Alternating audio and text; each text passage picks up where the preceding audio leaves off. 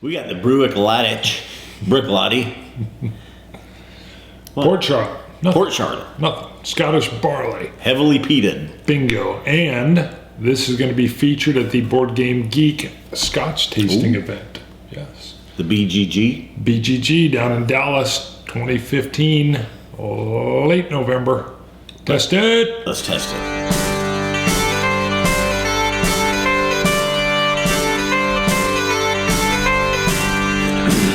Bruno, so... Let me just start because you're going to take over here. You're going to talk about this board game thing going on down in... Is it in Dallas again? It is. Yep. Is it in Dallas every year? So far. The Board Game Geek Convention? Yep. BGG? Yeah, the guy that basically owns the website, Aldi, lives in Dallas. So. Let's just say, I'll go through this real quick. We got the Port Charlotte Scottish Barley. Mm-hmm. Now you say there's a couple of versions. There's the Scottish Barley. And they have an Islay Barley. Islay. Right. Islay. Right. Barley. Heavily peated, single malt. The whole now kick with that is that the Port Charlotte it's an Islay. And so they actually sourced barley from Islay. So it's homegrown by the farmers there. So they put out a different bottle with the homegrown barley. This is kind of empty. Yeah, I've been drinking the heck out of it, man. You couldn't even wait until we filmed it? I actually thought we had filmed it. It's by the grace of God that I haven't. You got to scoot back. See, you're already leaning in. You just do it, man. That's what I'm telling you. I'm big. I know you're big. That's why you need to be back. And you infringe on the camera every time. You've been doing a lot of editing, and apparently this has gotten into your crawl. He's edited the last 3. Look at us. Look at us on the monitor. I'm always big, brother. Just, I'm trying not to talk as much. Try not to look as pretty. Going to the board, what's the Board Game Geek Convention? It's always the week before Thanksgiving. It's in Dallas. You get people that love hobby board games. I don't know. They're hard to explain because there's just thousands and thousands of board games that come out every year, and I know this. And I run a Scotch tasting down there. So it's a week-long board gaming event, and they hold it in November because there's a huge board game expo that happens in Essen, Germany in October. And they bring a bunch of games back for this November event. So this will be my 3rd year that I do a Scotch tasting. And this year I'm focusing on 2 different distilleries, Balvenie, more of your favorite wine. That's right. I like it too. And I brought in the Bruichladdich. I just really love their Port Charlotte. One guy wanted to even bring the Black Arts. I can smell it. I don't even have my nose in it. I can smell it. One guy wanted to bring the Black Arts, but he couldn't find it. Yeah, instead he bought the Octomore. No, find the Black Arts. Look around. If you want to bring the Black Arts, you look around, you find it, you bring it. Just saying. Black Arts is... I actually didn't think... I put it on like a wish list because I didn't think anybody was going to drop $300 on the Black Arts, but he's buying the Octomore, which is also very unique. A good thing to have there, although it may scare some of the non-initiated peat Scotch folks. What do you get on the nose? Well, I can guess. Now, and the thing is, though, you talked about the BGG, and it's a week-long deal. Now, your Scotch tasting, though, that you've had is only one night. So far, it's always been on Thursdays at 7 p.m., which this Thursday, it'll be November 19th. And each year, you've kind of gotten more interest? Yeah. And this year, you were looking at maybe not even doing it. Yeah, I wasn't. It's a little bit of upfront work. I've got to coordinate and schedule, and because of state law in Texas, I had to turn it into a Scotch crawl, a room crawl. You can have whatever alcohol you want in your room, but you cannot have it outside in any common areas or any gaming rooms. So I created a Scotch crawl. So I had to get people to volunteer rooms. Then they host bottles that people volunteer to bring. So you're telling me, like, if you were in room 421, bingo, and someone was in 326, yes, you can't even walk to that room with a Scotch? Oh, well, technically you shouldn't be walking in the common areas, no. But inside your room, you can have alcohol and do all kinds of things. It's as if you can even take your drink and go to another room. Well, I'm sure, I'm sure you wouldn't be prosecuted because you're still on private property. Yeah. But there are rules for the convention.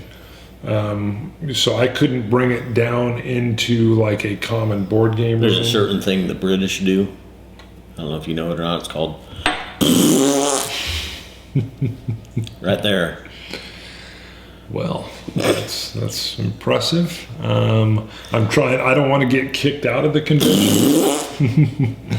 The Scotch crawls become kind of a fun event. We actually had a guy. I want to say room 847. He was also I remember 847. Well, he was a chef, and he was making.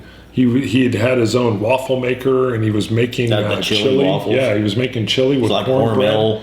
Hormel chili on cornbread? No, he made his own. He even had a vegan chili that was in there. He's like, you want vegan or you want beef? And I'm like, I'll take the beef. And then he's like, would you like a cornbread muffin? I'm like, where are you getting a cornbread waffle? I'm like, where are you getting that? He's like, I got a little waffle maker here. Well, yes. And he made it fresh to order. It was delicious. Everyone they actually asked me. That's from some of the, like, snack time is like Pop-Tarts. Huh? What are you talking about? Pop-Tarts. Not really. I like them. I like the cinnamon sugar. What do you want? I don't know. Or the brown sugar. I mean, whip up some cheese or some different dip or something? No, I just got some Pop-Tarts. Huh. You're a little hateful. All I know is this room was so popular that everybody started to actually gather there. Well, of course it's popular. You're drinking and somebody's making food. They wouldn't care if it was popcorn with garlic salt on it. There were a couple lonely rooms that they felt like they didn't get too much traffic. Like, you take this popcorn, it's like gourmet popcorn. It's got garlic salt on it. 847 became It was good. It is the best popcorn I ever had. People were like, where'd you get the cornbread waffle? Yeah, with chili on it, with Hormel chili. Was it with the beans or without the beans? Oh my. All right. I get to smoke. What else do you get? You can nose that smoke. It says heavily peated. I don't know. Yeah, I suppose it's heavily peated. I'm gonna tell you. The smoke is front and center. Get a little bit of a sweetness, but it's not a strong fire smoke. It's more of a medium to a heavy peat, maybe. Right, but you can get the peat, and I get a little bit of cinnamon, but the taste. Cinnamon. Mm-hmm. On the nose. I don't know about cinnamon.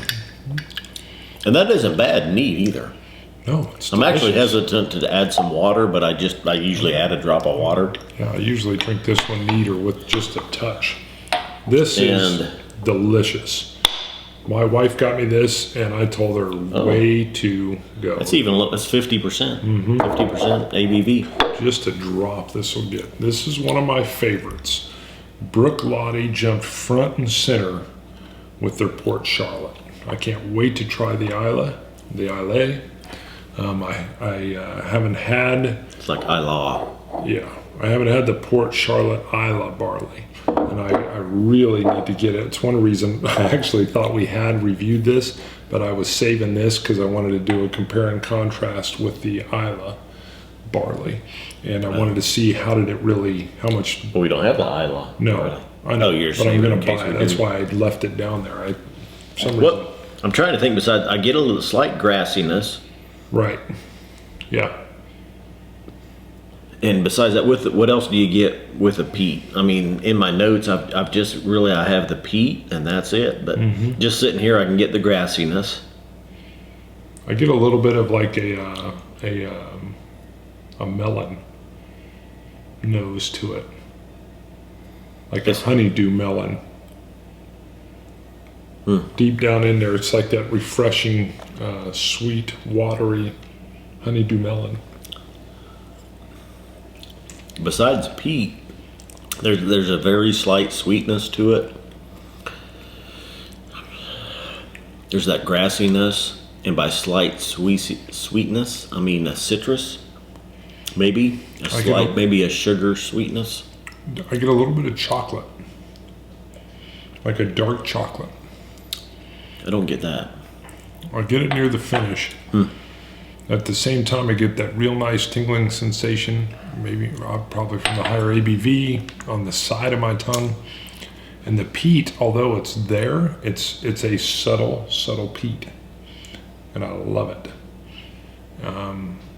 I'm rating this a 91. I think it's either a 90 or 91. I'm going to say a 91 for me.